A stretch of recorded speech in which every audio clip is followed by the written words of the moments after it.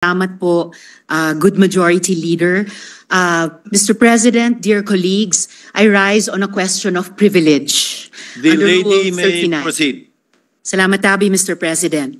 I rise to speak against an assault on the rights, privileges, reputation, conduct, decorum, and dignity of the Senate, as well as the integrity of its proceedings.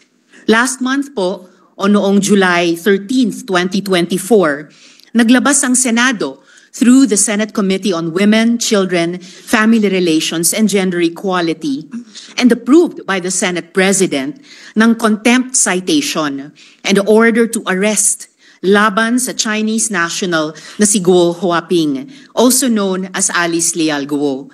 Nagpapasalamat ako sa Senate President sa maagap na tugon nila para mailabas ang arrest order. At salamat din kina General Angkan na alam ko binuhos ang buong puwersa at lakas para sa operasyon na hanapin si Guo Huaping ng Senate OSAA. But Mr. President, I am now in receipt of information that this person was already in fact out of the country on July 18, 2024. To Kuala Lumpur, Malaysia. Ipapakita ko po ang dokumentong ito bilang patunay na pumasok sa Malaysia si Alice Guo. Siya po ay pumasok ng 12:17, 13 seconds military time ng July 18. Kaya ibig sabihin, umalis siya ng Pilipinas sa gabi ng July 17. Mr. President, hindi po pwedeng ipagkaila na siya ito dahil match na match po ito sa kanyang Philippine passport na ifa-flash ko ngayon. Maraming salamat sa NBI sa impormasyong ito. Patuloy ang pag-track nila kay Alice Guo. Ayon sa aking isa pang source, Mr. President, tumuloy si Alice Guo sa Singapore, kung saan nagtagpo-tagpo sila ng kanyang magulang na sina Lin Wenyi at Guo Jianzhong.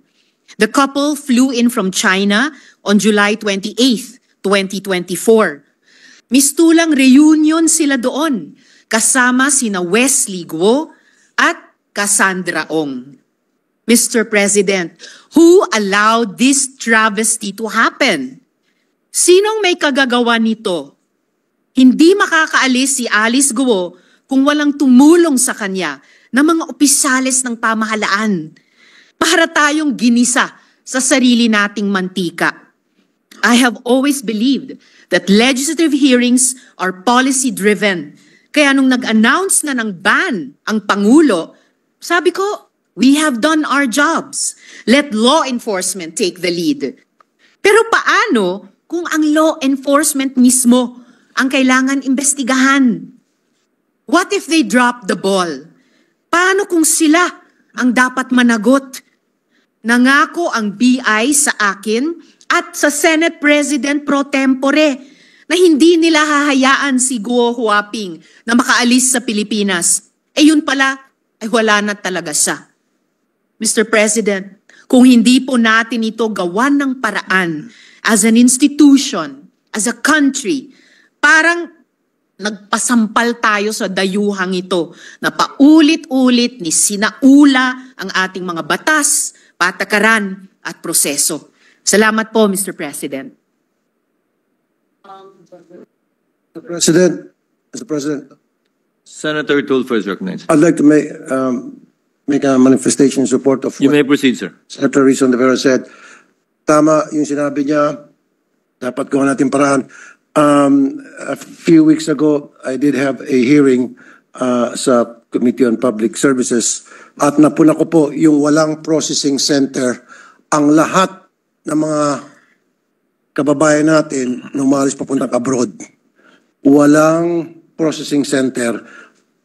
Pag ikaw ay isang pasahero, gustong pumunta ng abroad sakay ng isang chartered plane, hindi ka nadadaan sa proseso, hindi ka nadadaan sa immigration, diretso-diretso ka na sa gate, sakay ng limousine mo, SUV, and then pagdating sa tarmac, aakyat ka sa aeroplano mo, and then here comes the CIQ, Customs, Immigration, and Quarantine. At kung yun ay kasabwat ni Alice Go, madaling makakalusot dahil walang CCTV na dadaanan. That's why I told people sa NIA, MIA, by the end of this year, kapag wala pa rin processing center ang mga chartered plane, ako po yung manggagalaiti, I will really raise hell.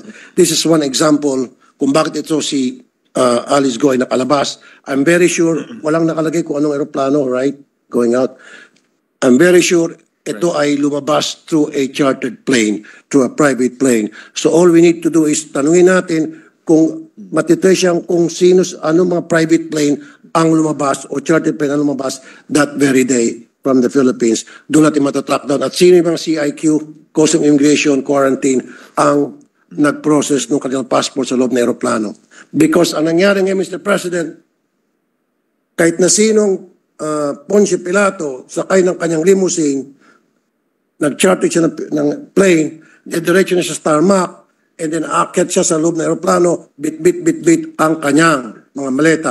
Ito pa, yung pagkuha ng mga information, pag dumantay sa immigration, yun po ay useless.